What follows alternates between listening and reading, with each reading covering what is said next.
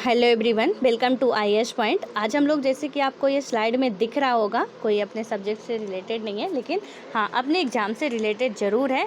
और ये क्या है, 14 अगस्त 2021 आज का दिन, यानी कि आज एक कुछ अलग स्पेशल डे के रूप में अब से मनाया जाएगा। अभी तक नहीं मनाया जाता था, तो 14 अगस्त को अब कौन सा दिन ऐसा है जो कि मनाया जाएगा। मोदी जी के द्वारा ये स्टार्ट किया गया है, शुभारंभ इसका किया गया है।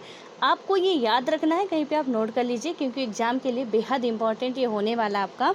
ये क्या है कि 14 अगस्त को आपका विभाजन भयावह स्मरण दिवस के रूप में मनाया जाएगा आपसे, ठीक है। अब से मनाया जाएगा, अभी तक नहीं मनाया जाता था, ये आपको याद रखना।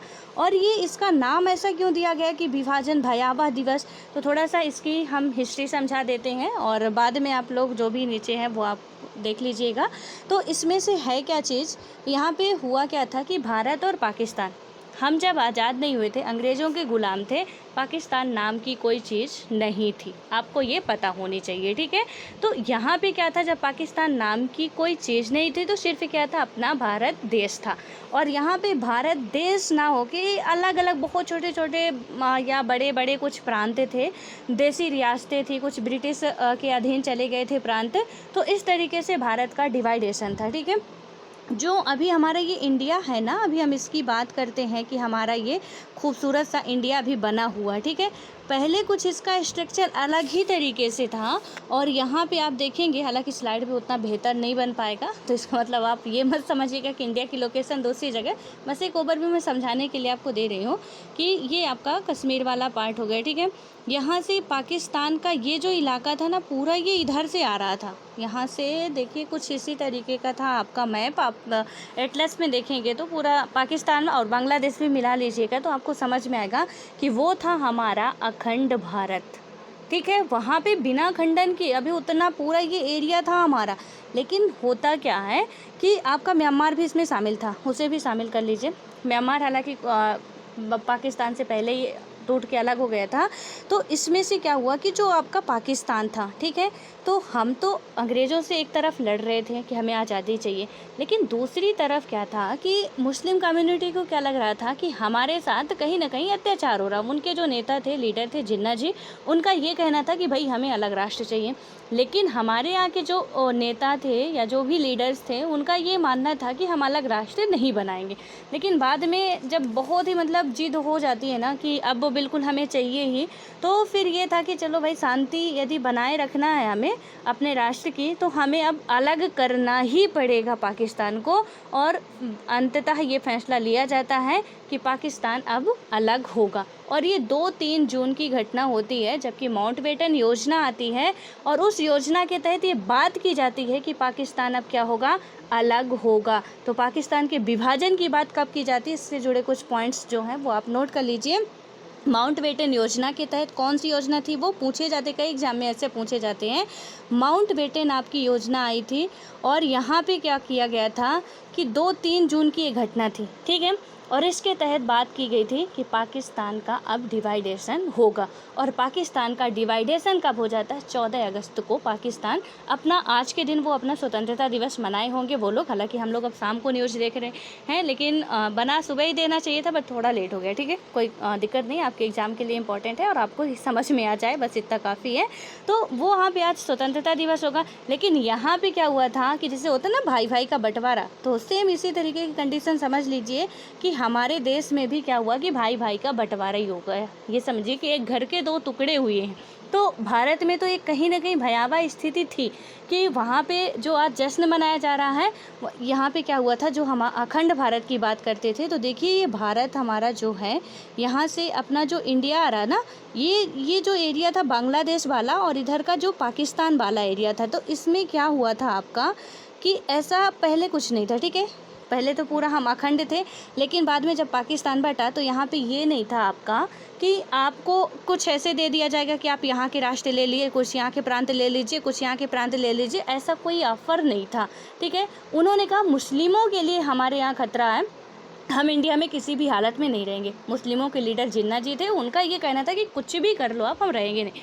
तो अब सब लोगों को ये भी लगा, सरदार जी कहते भी हैं बाद में कि अब भाई साहब तुम अलग होना चाहोगे तो भी हम करेंगे, नहीं होना चाहोगे तो भी हम करेंगे, वरना हमारा देश बर्बाद हो जाएगा एक की वजह से। वो होता है ना कि जब हमारी एक उंगली ख़राब हो जाए तो उसे काट देना ही बेहतर होता है। और फिर यहाँ जब उनकी ज़िद ख़त्म हुई नहीं, तो हालांकि अलग नहीं, मतलब ना करते तो हो सकता था कि सिचुएशंस और ख़राब हो जाती, इसलिए अलग करना ही उनको बेहतर लगा। और 14 अगस्त का वो दिन था जबकि इन्हें अलग किया जाता है। तो किस आधार पे किया गया था? धर्म के आधार पे किया गया था, ठीक है। कभी ये मत समझिएगा कि क्षेत्र के आधार पर, भाषा के आधार पर, किसी और आधार पे, धार्मिक आधार पे अलग हुआ था। कैसे कि यहाँ पे ये कह रहे थे कि हिंदू धर्म को मानने वाले भारत में रहेंगे और मुस्लिम धर्म को मानने वाले पाकिस्तान में रहेंगे, ठीक है। तो अब क्या हुआ कि ये बंगाल वाला जो प्रांत है, यहाँ पे मुस्लिम धर्म के लोग क्या है कि थे। और उसके बाद यहाँ पे पाकिस्तान का ये जो एरिया है, बलूचिस्तान, जो भी जितने भी इसके आते हैं, यहाँ पे भी क्या था कि मुस्लिम कम्युनिटी थी, ठीक है। उसके बाद अफ़गानिस्तान आता, वहाँ पे भी मुस्लिम कम्युनिटी है। तो अब क्या किया गया कि इनको ये हुआ कि चलिए भाई ठीक है, आप इधर वाला पार्ट ले लीजिए और इधर वाला। तो ये दोनों ही जब पार्ट ले लिए जाते, क्योंकि मुस्लिम कम्युनिटी ज़्यादा थी यहाँ दोनों ही जगह पे। और एक इसमें और घटना आती है कि जब पाकिस्तान का डिवाइडेशन होता है, तो जो आपके डॉक्टर भीमराव अंबेडकर जी बंगाल से ही क्या हुए थे, चुने गए थे। लेकिन उनके बाद उनकी अध्यक्षता ख़त्म हो गई थी, तो फिर वो इधर से आके मतलब अलग रास्ते से चुने जाते हैं। जो आपकी संविधान सभा थी ना, उसके अध्यक्ष थे, 389 मेंबर्स थे। तो उनमें से भीमराव अंबेडकर जी भी शामिल थे, लेकिन वो बंगाल से चुने गए थे। बंगाल अब कहाँ चला गया है? पाकिस्तान में चला गया है, क्योंकि ये पूर्वी पाकिस्तान कहलाता था, बांग्लादेश वाला एरिया, और ये क्या कहलाता था आपका? पश्चिमी पाकिस्तान कहलाता था, जो अभी भी पाकिस्तान के अस्तित्व में है। लेकिन पूर्वी पाकिस्तान अब बांग्लादेश के नाम से जाना जा रहा। कब से? सन 1971 के बाद से, ठीक है। तो ये 1971 की घटना भी आप लिख लीजिएगा कि 1971 में बांग्लादेश अस्तित्व में आता है। पाकिस्तान कब अस्तित्व में आता है? 14 अगस्त 1947 को अस्तित्व में आता है। और 15 अगस्त को हम लोग अपना स्वतंत्रता दिवस मनाते हैं। तो मोदी जी ने क्या कहा है कि इसमें ये कहीं ना कहीं बहुत ही दर्दनाक घटना है कि उस टाइम पे क्या हुआ यहाँ पे कि विभाजन हुआ। और विभाजन के बाद ये अब बिल्कुल भी मतलब क्या हुआ कि कुछ लोग बेघर हुए, हिंदू जो भी थे। अब देखिए कि बीच में रह रहे हिंदू मुस्लिम में डिवाइड हो गया, तो यहाँ पे जनता तो इतनी शांत थी नहीं, ठीक है। अब यहाँ के लोग कह रहे हैं कि भैया हम हिंदू वाले हैं, इधर मार के भगा रहे हैं। इधर के लोग मुस्लिम वाले कह रहे हैं कि हम क्या हैं, मुस्लिम कम्युनिटी वाले इधर रहेंगे। इधर के लोग क्या कर रहे हैं, इनको मतलब सालों साल तक, ये 2-4 साल तक चलता रहा था आना जाना लोगों का, क्योंकि उधर से मार मार के भगा रहे थे, इधर से ये लोग भी भगा रहे थे। ऐसा हम नहीं कहेंगे कि इंडिया वाले बहुत ही सीधे थे, नहीं भगा रहे थे। तो पहले कुछ ऐसे ही चल रहा था, और कई लोगों को यहाँ से या वहाँ से पाकिस्तान से आना जाना जो भी हुआ, बहुत परेशानी, कुछ तो रास्ते पे ही ख़त्म हो गए। तो इसीलिए मोदी जी ने ये क्या कहा है कि जो भी घर से अपने बेघर हुए हैं, और ना समझ, नफरत, हिंसा, बहुत सी यहाँ पे कई कारण थे जिसके कारण लोगों को अपनी जानें गंवानी पड़ी है। इसलिए अब क्या हुआ है कि उनके संघर्ष और बलिदान की याद में, किनके संघर्ष में? जो कि घर से अपने बेघर हुए थे, तो उनके संघर्ष के, क्योंकि पहले हम सब भारतीय थे, बाद में विखंडन हुआ ना, पहले तो हम सब भारतीय थे। तो उन सब की याद में, चाहे फिर मुस्लिम हो चाहे हिंदू हो, इसमें ये पर्टिकुलर नहीं कहा कि हिंदू के लिए, उसमें दोनों ही जो भी इधर उधर जा रहे थे, जिनको भी परेशानियां हुई, जो भी अपनी जान गंवाई, तो उनकी याद में क्या किया जाएगा कि विभाजन भयावह स्मृति दिवस एवं क्या होगा यहाँ पे मनाया जाएगा, जो कि हमारे क्या करेगा कि सामाजिक विभाजन, वैमनस्य के जहर को दूर करने और एकता, सामाजिक सद्भाव और मानव सशक्तिकरण को भावना को मजबूत करने की आवश्यकता की याद दिलाता रहेगा। और ये मनाने का इनका मकसद क्या है कि हमें अभी भी ये नहीं भूलना चाहिए कि हमें सामाजिक सद्भाव रखना कितना ज़रूरी है, मानव सशक्तिकरण की भावना को लाना कितना ज़रूरी है, उसे मजबूत करना कितना ज़रूरी है, ये चीज़ हमें अभी भी याद रखनी पड़ेगी। सामाजिक वैमनस्य बना के चलना हमारे जीवन का एक सबसे बड़ा टारगेट होना चाहिए, और ये हमें कभी भी नहीं भूलना चाहिए, ठीक है।